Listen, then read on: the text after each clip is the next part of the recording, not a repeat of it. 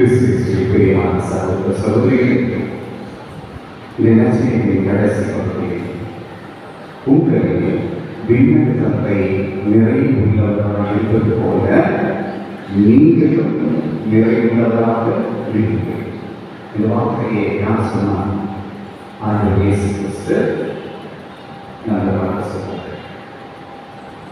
உங்கள் விண்ணகத்தை நிறைவுள்ளவராக இருப்பது போல நீங்களும் நிறைவுள்ளவராக இருப்பீர்கள்.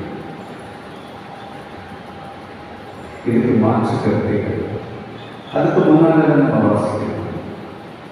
உன் பகைவனிடம் நீ அன்பு செய்வாயாக, உன் அடுத்தவரிடம் அன்பு செய்வாயாக, யாரையும் பெற்றுக்கொள்ளாதே அப்படின்னு சொல்லிக்கிறார்.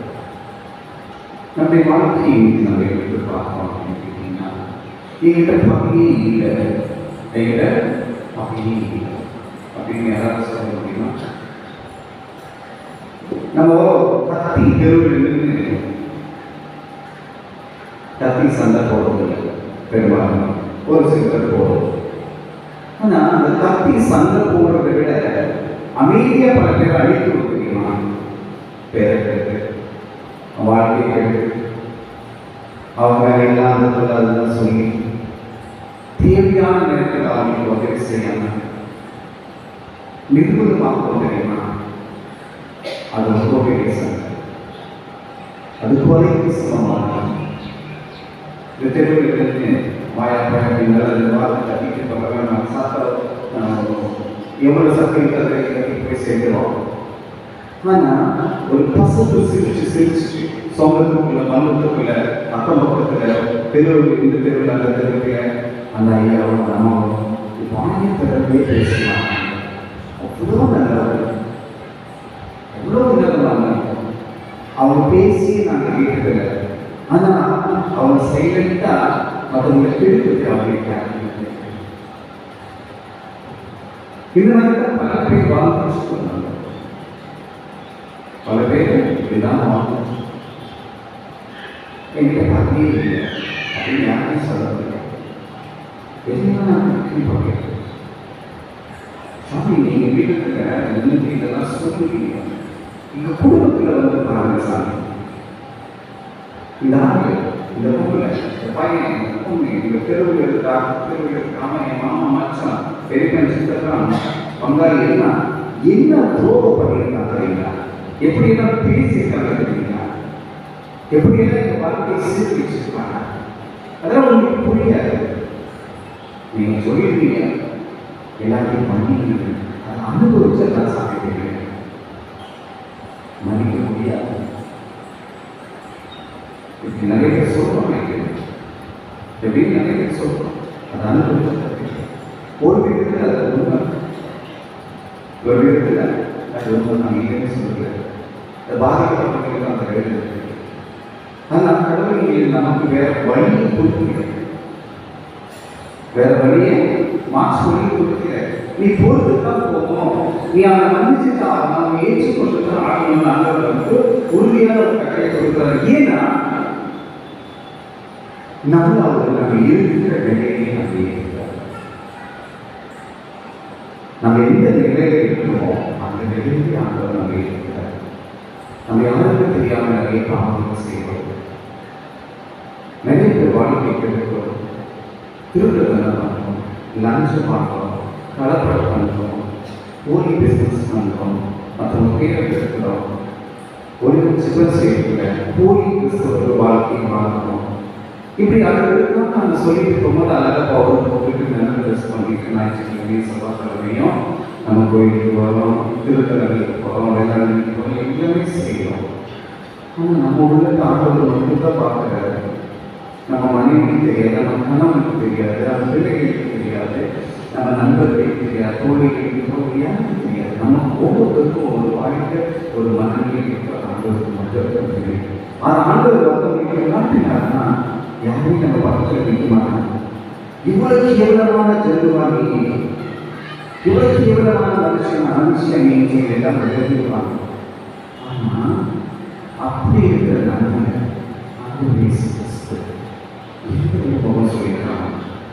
நீ எனக்கு வேண்டாம், யாரைக்குள்ள வரதுக்கு தகுதி இல்லை, நீ ஜெபிக்கிறதுக்கு தகுதி இல்லை, என்னுடைய ஆசீர்வாதத்தை பெற்றுக்கொள்ள ஒரு தகுதி இல்லை, நீ நிராகரிக்கப்பட்டவர், நிராகரிக்கப்பட்ட நாங்கள் இயேசு கிறிஸ்து ஒரு நாளும் சொல்லலை. நம்ம இப்போதான் ஆகவே அதை நன்றி விட்டு ஜெபிக்கும் போது என் குழந்தை தோட்டலாம் என்ன செய்யல, என் கடல் பிரச்சனை, என் வேலைகள் பிரச்சனை, குடும்பத்தில் பிரச்சனை, எல்லா பிரச்சனைகளும் சொல்லி எனக்கு மனசு என்ன இல்லைன்னு சொன்னாங்க. அந்த இயேசு கிறிஸ்து என் சிலுவை வச்சு பாருங்க, உன்னுக்காக தான் நான் அதை செய்கிறேன், உன்னுக்காக தான் என் பாடலை அனுபவிச்சேன் அப்படின்னு நாங்கள் ஒவ்வொரு நாளும் நாங்கள் கூப்பிடுறேன். அதற்காகத்தான் பரிசுத்த தேவாலயங்களில் மத்திய ஆண்டவரின் பாடல்களை சிலுவையை வச்சுருக்கேன். 2000 வருஷமாக வச்சிருக்கீங்கன்னா இந்த பாடுகளை எனக்காகவும் உங்களுக்கு இந்த பாடுகளை நான் அனுபவிக்கும் போதே என்னுடைய கரங்களை எடுத்துக்கொண்டு அழைக்கின்றேன். அனுப்ப மாட்டேன் பாடுகளை எடுத்துக்கூடாது. எவ்வளவு பெரிய பாவம் செஞ்சிருந்தாலும் பரவாயில்ல, நீயே ஒன்று வெறுத்துட்ட, ஐயோ நான் இவ்வளவு பெரிய பாவம் செஞ்சிருக்கேன் அப்படின்னு நீ ஒன்றையே வெறுத்துருந்தாலும் பரவாயில்ல, நான் உனக்காக தான் நான் காத்துக்கிறேன், நீ வா, நான் ஏற்றுக்கிறேன், இப்போ இருந்தாலும் நான் ஏற்றுக்கிறேன். அதற்காக தான் ஒரு இயேசு கிறிஸ்து ஒரு ரோமையை சொன்னார். ஒரு பணக்காரருக்கு 2 குழந்தைகள், ஒரு இடையன் ஒரு என்ன பண்ணலாம், அப்பா சுத்தம் சொல்லிட்டு போறான். அவனுக்கு விருப்பமான வாழ்க்கையை வாழ்க்கலாம், விருப்பமானதெல்லாம் செய்யலாம், விபச்சாரம் போகலாம், கீழே எல்லாம் செஞ்சு கடைசியாக எங்க இருக்கான்னா தன்மைக்கு கொண்டிருக்கான். கடைசி எங்க இருக்கான், தன்மை கொண்டிருக்கான். அந்த தன்மை கூட்டத்தில் பன்மைக்கு கிடைக்கிற சாப்பாடு அவனுக்கு கிடைக்காத நிலையில் வரும்போது பன்மைக்கு அப்பாவை யோசிக்கலாம், என் தந்தை பல பேர் பல ஊழியர்கள் வயதான நிம்மதிய உடல்கள் நான் தந்தைக்கு கிடைக்கிற உணவு முறைகளால் தவிர்க்கிறேன்.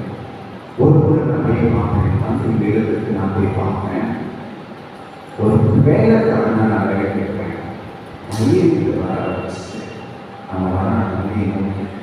அப்போ வந்து என்ன சொல்றாரு, அவன் வருவதை நோக்கி தந்தை ஓடோடி சென்றான், என் மகன் ஓய்விருந்தான் காரணம் போனேன் வர தொலைந்தவரின் மகன் வந்து பக்கத்து மாபெரும் செய்து அவனுக்கு பொன்னாடை வச்சு பட்டாடை ஒடுக்கி அவனுக்கு மோதிரம் வைக்கிறார். மோதிரம் என்பது என்ன? மோதிரம் என்பது அதிகாரத்தின் அடையாளம். அதிகாரத்தில் திரும்பவும் தன் மகனின் அதிகாரத்தை அந்தஸ்தியும் அந்த தந்தை கொடுக்கிறார். இந்த ஓமையை சொல்வது யாருன்னா இயேசு கிறிஸ்து சொல்றார். யார் பற்றி சொல்றாரு? நம்ம பார்த்து தான் சொல்றாரு. நம்ம பார்த்து தான் சொல்றாரு. இன்னைக்கு நம்ம அந்த உதவி மனிதனை போல உதவி மனிதனுடைய வாழ்க்கையை வந்து பல ஸ்டேஜ்ல இருக்கும். நீங்க அதை நல்ல உணர்ந்து படிச்சு பார்த்தீங்கன்னா அவன் தந்தையின் சொத்தை பிரிச்சு வாங்கலாம், 2வது தந்தை விட்டு கேட்கிறான், 3வது தொலைநாட்டுக்கு போகிறான். அந்த தொலைநாட்டில் அந்த பணத்தெல்லாம் செலவழிக்கிறான். செலவழிக்கும் போது விபச்சாரம் செய்யறான், தேவையான நண்பர்கள் கூட இருக்கிறான். இப்படி போக எல்லாத்தையும் கடைசியில் மனிதர்களும் கூட வசப்பட முடியாத ஒரு நிலைக்கு வந்து மாடுகளுக்கு கூட அந்த மாடுடைய மெய்ப்பனாக பகுதிகள் அதுதான் கடைசி நிலை, கேவலமான கடைசி நிலைக்கு போற விஷயம். பல படிநிலைகள் நம்ம தரவி போகலாம்.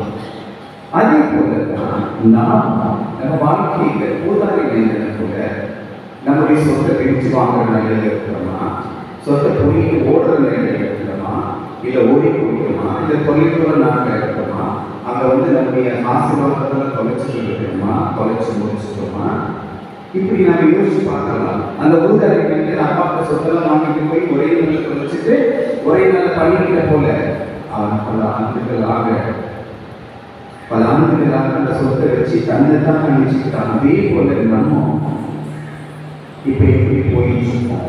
ஏன் நமக்கு வந்து மனசுல நிம்மதி இல்லை, ஏன் நமக்கு பிரச்சனை அப்படின்னு சொன்னா நம்ம ஆண்டவர் இயேசு கிறிஸ்து நமக்கு கொடுத்த ஆசீர்வாதங்கள் எல்லாத்தையும் நம்ம சுயநலத்தினாலையும் பொறாமையினாலையும் நான் இழந்துச்சு ஆண்டவர்களுக்கு தோல்வி போயிட்டு நமக்கு உணவு கிடைக்கிறது. உணவு கிடைக்கிறதுனா ஆசீர்வாதம் கிடைக்கிறது. நமக்கு உணவு கிடைக்கிறதுனா ஆசீர்வாதம் கிடைக்கிறது. எல்லாமே இழந்துட்டு இப்போ உதாரணம் போல நம்ம வந்துச்சோம். அப்போ ஆண்டவரே சொல்றாரு, நீ வருத்தப்படாத, நீ என் புரியுது, நானே உன்னை வளர்த்துக்காத, நானே உண்டாக, நீ வா, நீ வரும்போது எனக்கு எதுவுமே கொண்டு வர வேண்டாம், நீ இழந்த சொத்துக்கு எதுவுமே எனக்கு கொண்டு வர வேண்டாம், உன்னுடைய உலகத்தை கொண்டு வா, உன்னுடைய ஆத்மாவை கொண்டு வா, உன்னுடைய இதயத்தை கொண்டு வா, நான் உனக்கு பட்டாளைகளை ஒதுக்கி உனக்கு உதவி செய்து ஒன்றிலே மேலான நிலைக்கு நான் அதை ஏற்றுக்கொள்கிறேன். இந்த ஆண்டவர் இயேசு நம்ம ஒவ்வொருத்தரையும் பார்த்து சொல்றாரு, என் அன்புக்குரிய சகோதரர் சொல்லுங்கள், நீங்க எந்த வேலையில இருந்தாலும் சரி, ஒவ்வொருத்தருமே ஒவ்வொரு வேலையில பாதிக்கப்பட்டு வேதனையோ மனக்குழப்பத்திலேயோ நோயிலையோ பிரச்சனையிலோ யாருக்கிட்டே சொல்ல முடியாத சில காரியங்களை நாங்கள் அப்படி பரிந்துரைச்சிருக்கிறது. ஆண்டவர் இயேசு இன்னைக்கு சொல்றாரு, இன்னைக்கு சொல்றாரு, என் மக்கள் எவ்வளவு தூரம் போயிட்டாங்க கவலை திரும்பிவா, எல்லாத்தையும் இழந்ததுனால பரவாயில்ல திரும்பிவா.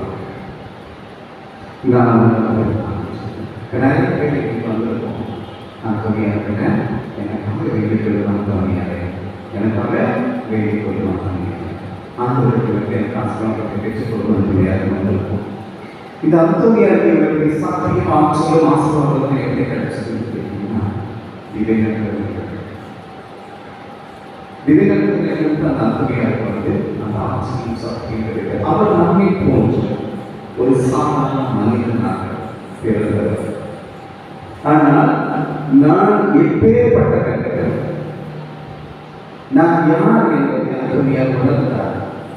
நான் அந்த இயேசு கிறிஸ்துவுடைய பிள்ளை, அவருடைய பிள்ளை, அவருக்கு படைக்கப்பட்டவர், அவருக்கு சொந்தமானவர், அவருக்காக வாழ வேண்டும், அவருக்காக மட்டுமே நான் வாழ வேண்டும். இது என்னுடைய வீடு அல்ல, விண்ணகமே வீடு, என் தந்தையிடம் நான் சொல்ல வேண்டும் என்று அவர் தந்தை உணர்ந்து முழு மனிதனாக அவர் வாழ்ந்தார். வாழும்போது அவருக்கு சக்தி இருந்து வந்திருந்தால் அந்த பற்றி நம்ம நிறைய கதைகள் வரலாற்று உண்மைகளை நான் கேள்விப்பட்டிருக்கோம்.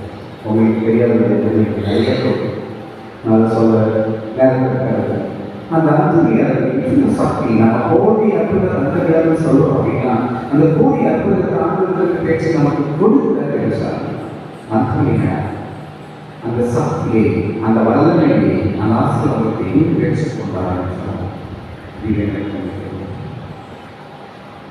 அன்றைக்கும் அவர் வாழ்க்கைக்கு திருப்பதியிலிருந்து அவர் நிறைவேற்றிய திருப்பதியிலிருந்து அவர் பேசிக்கொண்டார். அன்பு சகோதர சகோதரிகள், அந்த அந்தரியார் நம்முடைய மூத்த சகோதரர் அந்தரியார் வழியாக நம் ஆண்டுகள் நன்றால் நாம் அந்த தேவையை நிறைவேற்ற வந்திருக்கின்றோம் என்றால் அதே ஆசீர்வாதத்தை, அதே நெருங்கியை நமக்கு கொண்டு கொடுத்திருக்கிறது. அந்தோனியார் பெற்றுக்கொண்ட அதே ஞானஸ்தானத்தை தான் நாம் பெற்றுக்கொள்கிறோம். அவர் பெற்றுக்கொண்ட அதே உதிப்பு சொல்லித்தான் நாம் பெற்றுக்கொண்டோம். அவர் உட்கொண்ட விண்ணல் மூலமாக இயேசு கிறிஸ்துவை தான் நாம் கொண்டிருக்கிறோம். அவர் கொண்டிருக்க அதே மாபெரும் திவ்ய பரிபூசையை தான் நாம் கொண்டிருக்கிறோம். நம்ம உணர்வோமா, இயேசுவா இந்த திருப்பதியில் பிரசன்னமாயிருக்க, இந்த ஆலயத்தில் உன்னுடைய வானத்தூதர்கள் கொடை சூழ தேவதாயோட இந்த திருப்பதிக்கு நீ வந்து எங்களை ஆசீர்வதிக்கின்றீர். எங்களோட தம்பி இருக்கின்றேன் ஒரு நிமிஷம் நாம் யோசிக்கிறோமா? அதை எந்த நேரம் திருப்பதியில் பங்கெடுக்கணும் அர்த்தம் யாரு? சாட்சியில் இருந்தார், ஆண்டவரை நேசிச்சார், ஆண்டவர் முழுவதுமாக நேரத்தில் செய்யலாம் சொன்னார். அதே ஆசீர்வாதத்தை நமக்கு கொடுத்துருக்காரு. ஆனால் நம்ம அதெல்லாம் இருக்கிறோம், அவ்வளோதான். அதை நம்ம உணர்ந்தோம்னா அதே ஞானஸ்தானம், அதே ஆசீர்வாதம், அதே விடுதலைனா ஏன் நம்ம உணர முடியுதுன்னா நம்ம உலகத்தில் நம்ம யாரு, நம்முடைய பகுதியை நம்ம பாவித்தான் உற்சவாக இருந்தால் என்ன தவறு செஞ்சுருப்பான். ஆனால் நாம் கடவுளுக்கு தெரியாது. நம்ம எப்படி கடவுளுடைய பிள்ளைகளுக்குனா நம்ம இயேசு கிறிஸ்து விலகுக்கு வாங்கிட்ட சும்மா தான் வாங்கிட்டோம். பாவத்தின் அடிமையை இருக்கிறது நம்ம வாங்கியிருக்கோம். எப்படி வாங்கியிருக்கிறோம்? சிலுவைக்கு ரத்தம் சிந்தி, நம்ம ஒவ்வொருத்தருக்காக ரத்தம் சிந்தி நம்ம வாங்கியிருக்கிறோம். இயேசு கிறிஸ்து நம்மை மீண்டும் எவ்வாறு சொல்லுவாருன்னா, உலக நிலம் தனதாக்கி கொண்டார், ஒருவர் தன் ஆன்மாவை இழந்தார் அவனுக்கு வருவாங்க. நம்ம வாழ்க்கையில் ஒற்றுமொத்த உலகம், இதுல இருக்க செல்வம், இதுல இருக்க அரசு, இதுல இருக்க பதவி, எல்லாமே தந்த வயல் என்னத்தை சேர்த்தாலும் ஒரு சாதாரண ஆன்மாவுக்கு ஈடாக அதுதான் நம்முடைய ஆன்மா. அப்பேற்பட்ட பாக்கியசாலிகள் நாம். அதை நம்ம உணர்ந்தாலே போதும். நம்ம கிட்ட இருக்கிற பிரச்சனை, நம்மளுக்கு தூண்டு பண்ணிக்கிற சைதான் நம்மளுக்கு போயிட்டு, நம்ம வீட்டுக்கு இருக்கிற சைதான் நம்மளுடைய நீங்க நம்ம உணர்ந்தோம் அப்படின்னு சொன்னா, கடவுள் கேட்கிற கடவுளை நான் பிரச்சனை. அவர் தான் ஒரு உயிர் மூச்சு. நான் ஒவ்வொரு நேரம் மூச்சு விடுறதுக்கு அவருக்கு அந்த இயேசு தான் என்னுடைய மூச்சு. அந்த நிமிஷம் நோக்க முடிவாக செல்லுவோம். கொரோனா காலத்தில் நிறைய பேர் பார்த்துருப்போம். ஆக்சிஸ் எல்லாம் செத்து போனாங்க. இந்த சுவாசிக்கு இந்த காற்றை இலவசமாக ஆகவே நான் கடவுளுடைய பிள்ளைகள். இது வார்த்தையாக சொல்லல, அதை நம்ம உணர்வோம் தான் அந்த ஆசீர்வாதம் நம்மை தேடிக்கிறோம். நீங்க என்னைக்கு உணராம இருக்கீங்க, அது வரைக்கும் நம்ம என்ன பண்ணுவோம்? பிச்சைக்காரங்களுக்கு நம்ம வருவோம். எப்படி பிச்சைக்காரங்களுக்கு வருவோம்? இந்த வார்த்தை சொல்றது எனக்கு வரதப்பட வேண்டாம். ஒரு ஓமையாக சொல்றேன். நாங்கள் பிச்சை எடுக்க வரோம். எனக்கு அது கூட அதை வைக்க கூட அதை பிச்சை எடுக்க வரோம். நாங்கள் சொல்றாரு, நீ பிச்சை எடுக்கல வராத, இது உரிமை. நான் உன்னால உனக்கு எல்லாம் சேர்த்து கொடுக்குறேன். ஆனா அதை பெற்றுக்கொள்ள தகுதியோட நீ வா. அதை பெற்றுக்கொள்ள நீ தகுதியோட வா. நீ உரிமையான, நீ என்னுடைய உரிமை சொல்லி நீ எங்க நீ பிச்சை எடுக்கிறார். அந்த எடுக்கக்கூடாது. உனக்கு என்ன தேவை எனக்கு முன்னாலே தெரியும். நான் செய்யறதுக்கு உனக்கு தெரிய மாட்டேங்குது. அதுதான் அந்த நீங்கள் கேட்பதற்கு முன்பாகவே உங்களுக்கு என்ன தேவை என்பது எனக்கு தெரியும். அந்த சொல்றார், நமக்கு என்ன தேவை எனக்கு தெரியும். உதாரணம் சொல்றேன், நம்ம வேற எங்கேயும் போக வேண்டும். ஒரு 3 வயசுக்குள்ள ஒரு குழந்தை இருக்குன்னா அந்த தாய் தந்தைக்கு தெரியும் அந்த குழந்தைக்கு என்ன தெரியும். பெரும்பாலும் தாய்க்கு நல்லா தெரியும் அந்த குழந்தைக்கு வசிக்கும், எப்போ தூங்கும், எப்போ சேட்டை பண்ணணும், எப்போ பம்பு இருக்கணும், எப்போ வயிற்று வலி வரும், எப்போ தலைவலி வரும், எப்போ வயிறு பிரச்சனை பண்ணிருக்கு. அந்த குழந்தை பேசாது, பால் குடிக்கிற குழந்தை பேசாது. ஆனால் அந்த தாய்க்கு தெரியும் என்ன செய்யணும். அந்த தாய்க்கு குறிப்பறிந்து செய்வா. அதே போலதான் நம்ம கேட்கலனாலும் நமக்கு என்ன பிரச்சனை ஆண்டவருக்கு தெரியும். ஏன்னா அவர் தான் நம்ம படித்தார். ஆதாமைக்கு படித்தார். மஞ்சள் ஒரு வாக்கிட்ட நாமி கொடுத்தார். யோகாவுக்கு சொல்றாரு, பாராளுக்கு நான் அவனை உருவாக்கிய போது நீங்கிறார். நம்ம நடந்த உருவாக்க பெருமை சாதனத்தில் உலகம் உருவாக்குமே நான் நம்மை அறிவிக்கின்றேன். சின்ன வாயிலாக சொல்வார், உலகம் உருவாக்குமே நான் கடவுள் கேள்விக்கொண்டார். இந்த பிரபஞ்ச பயணத்திற்கு முன்னாடி நம்ம யாரு, நம்ம எப்படி இருக்கோம், எல்லாரும் கடவுளுக்கு தெரியும். என்னன்னு தெரியும், ஆனால் நமக்கு தான் தெரியாது நம்ம யாரு. அதுதான் பிரச்சனை. நம்ம யாரு நம்ம உணர ஆரம்பிச்சா ஆசீர்வாதம் நம்ம வீட்டுக்கு கிடைக்கும். நம்ம உலகத்துக்கு நம்ம உணராத வரை நாம உதாரணம் போல பிச்சை எடுத்திருக்காங்க. நம்ம உணர்வோம். செல்வம் என்ன நினைக்கிறீங்க? தெரியுமா? செல்வம் நினைக்கிறீங்களா? சோறுக்கு அரைஞ்சு போயிட்டாங்க. நகையெல்லாம் வாங்கி ஹீரோக்களை வச்சு கல்யாணத்தை அன்னைக்கு போட்டு ஊரெல்லாம் பீட்டிக்கிறது செல்வம் நினைச்சிருக்கீங்களா? ஒரு சோறுக்கு நம்ம பேங்க்ல பணம் போட்டுட்டு பேங்க்ல பணம் இருக்குன்றது செல்வம் நினைச்சிருக்கீங்களா? இஎம்ஐ கார் வாங்கி பக்கத்து வீட்டு அதை கேவலமா பார்க்கறது செல்வம் நினைச்சிருக்கீங்களா? இதெல்லாம் செல்வம் இல்லை. நைட்டு படுத்து கனவுறாங்க, ஒரு தூக்கம் வருது தெரியுமா? எது சாப்பிட்டாலும் செல்லிக்கிறது தெரியுமா? இந்த கோடரியை தூக்கம் வரும் தெரியுமா? அதுதான் செல்வம். அதுதான் செல்வம். நீ வச்சிருக்க BMW கார் கிடையாது, நீ வச்சிருக்க மண்மை கிடையாது, நீ பெரிய கம்பெனி கிடையாது, நீ வச்சிருக்க நகை கிடையாது, நீ வச்சிருக்க செல்வம் கிடையாது. அதெல்லாம் ஒரு நாள் அழிந்து போகும். ஆனால்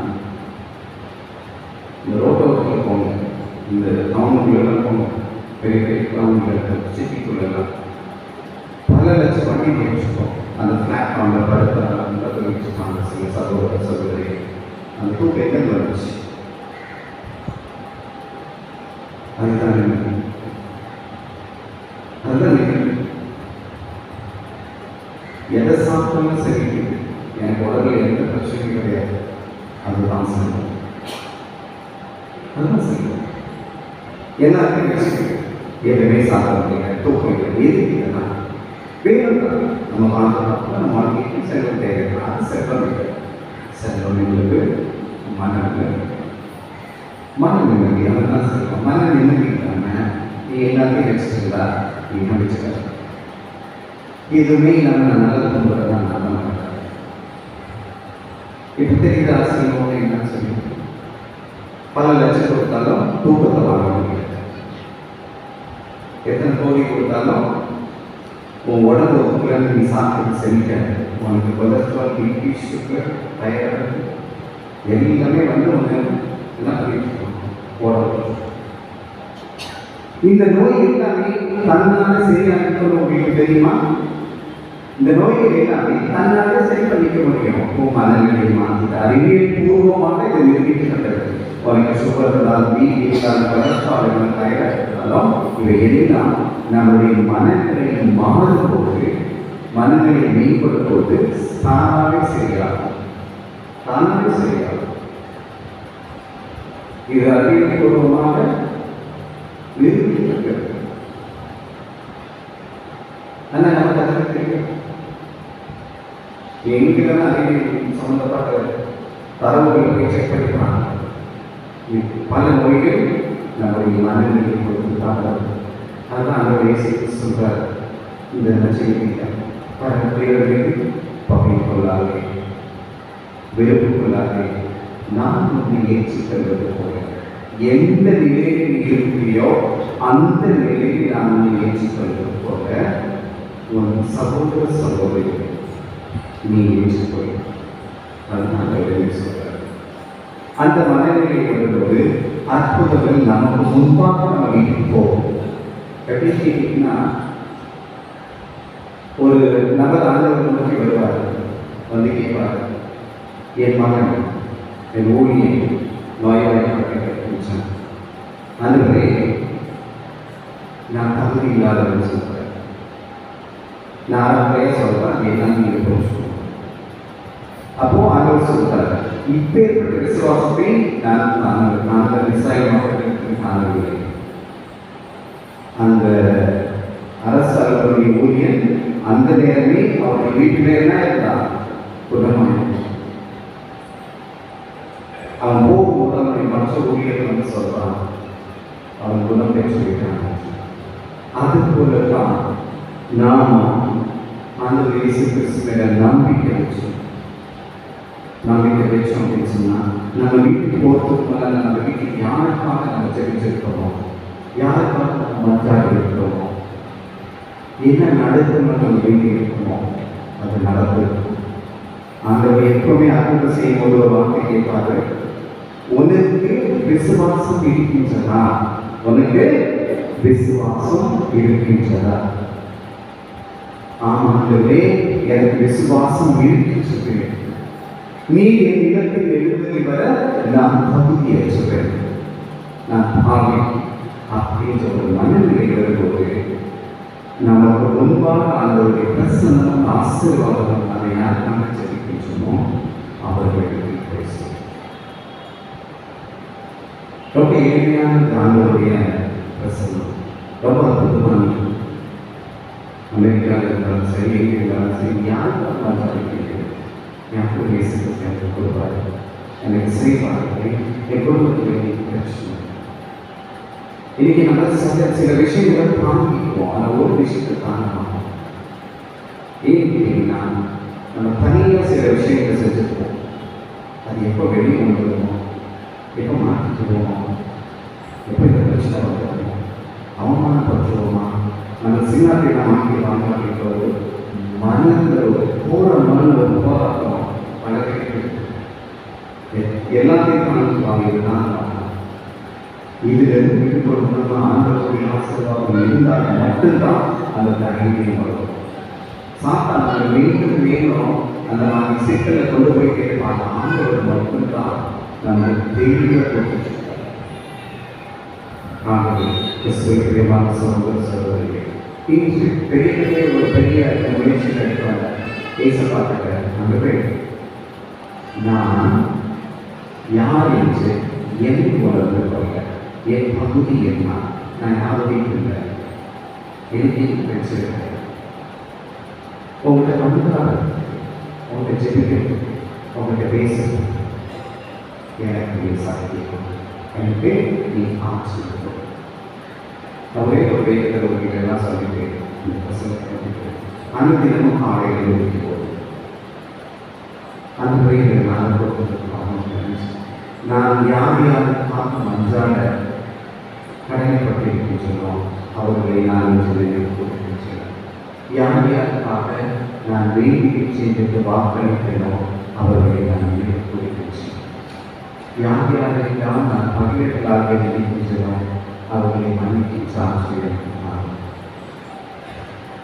இந்த வார்த்தையை சொல்லி தினமணி சொல்லி பார்க்க மன்னிப்பை பெறுவங்கள் விளையும் கதவுகளை கனவாக உன் வாழ்க்கை கொஞ்சமாக உடனே ஜீவபாலர்கள் நல்ல நல்ல தனியாக சொல்லுவோம். பல ஆண்டுகளை நாங்கள் சீரழிச்சு வச்சுருக்கோம். நம்ம ஆன்மாவை இழந்து வச்சுருக்கோம். அதே போல் அன்பிடம் எழுந்துச்சு காலையில் எழுந்துச்சு ஒரு பருவத்துக்கு நம்மளோட அறிமுறையே சொல்லுவோம். எப்போதான் நீங்கள் எப்படி இந்த ஜெபமான சொல்லிட்டே நடந்த மரியை வார்த்தைகள் சொல்லுவோம். ஆண்டவருக்கு நன்றி, ஆண்டவருக்கு புகழ்ச்சின்னு சொல்லிட்டு போயிட்டே இருக்கிறேன். ஜெபம் செய்யறது காட்டுக்குள்ள போயோ ஒரு தியானத்தில் போயோ பஞ்சத்து செல்வம் அதுவும் செல்வம் தான் நம்ம வாழ்க்கைன்னு சொன்னாங்க. ப்ரொப்போசல் வச்சுட்டு கோயிலை சுற்றி பரிகாரம் செய்யறது நடந்துச்சு. நம்ம வேலைக்கு போகும்போது பஸ்ஸில் போகும்போது பைக்கில் போகும்போது எப்படி போகும்போது மரியை வார்த்தைகள் சொல்லியிருக்கேன். ஆண்டவர் பேரை சொல்லியிருக்கேன். ஜெபமால சொல்லிட்டு போகும். இதனால அந்த நிலை வருவோம் என்ன நமக்கு பெரிய சாப்பாடு அந்த எண்ணங்கள் எல்லாமே மறைச்சு போயிருக்கோம். நம்ம அப்படியே கொஞ்சம் கொஞ்சமாக மாறிட்டு நமக்கே தெரியாத நமக்கு ஒரு ஆட்சி வரும். எதிர்க்கும் சமயத்துக்கான ஆட்சி வரும். இது வந்துட்டாலே போதும், இந்த உலகத்தை நாம் ஜெயித்து. அதுதான் இது ரொம்ப எளிமையான ரொம்ப எளிமையான ஆண்டவர் இயேசு சொல்லி வாழ்க்கையில் எடுத்துப்பாரு. அவர் ஏதாவது பெருசாக சொன்னதா, கடுமையான விஷயத்தை சொன்னதா, நீ எல்லாத்தையும் அதில் போயிட்டு மரங்கள் தியானம் பண்ண சொல்லி கொஞ்சம் தேவை போகும். நேற்று என்பதில்லை, நாளை என்பது நிரந்தரம். அந்த தொல்லை போகும். இன்னைக்கு நம்ம ஒரு சகோதரிகளை பார்க்கலாம், நமக்கு எதிராக இருக்கிறாங்களா, அவங்களுக்கு கிட்ட தெரிஞ்சுக்காம அந்த நேரத்தை வந்து போகும். நான் இன்னைக்கு ஒரு பார்த்து என்னால் முடிச்ச உதவி செய்யணும்னா செய்யணும், இல்லையா பேசாமல் போயிடுவேன். அப்படி ஒவ்வொரு நாளும் கடந்து வரும்போது நம்ம வாழ்க்கையை நம்ம அறியாமலே மேன்மை அடைச்சிட்டு போகும். அப்போ ஆசீர்வாதம் நம்மளுக்கு கிடைக்கும். இதுதான் கிறிஸ்தவ வாழ்க்கை. இதுதான் ஒரு சாதாரண மனுஷனுடைய வாழ்க்கை. இதுக்கு மீறி எந்த வாழ்க்கையும் கிடையாது. இதுக்கு மீறி ஒரு பெரிய அர்த்தமாக எதுவுமே கிடையாது. நம்ம உணர்ந்த அந்தந்த நாளில் நாமளே செய்ய முடிந்த நல்ல காரியங்களை செஞ்சுட்டு போயிட்டாங்க. நம்ம வாழ்க்கை முடியும். நம்ம எல்லாத்தையும் ஆசீர்வாதம் சேர்க்கிறோம்.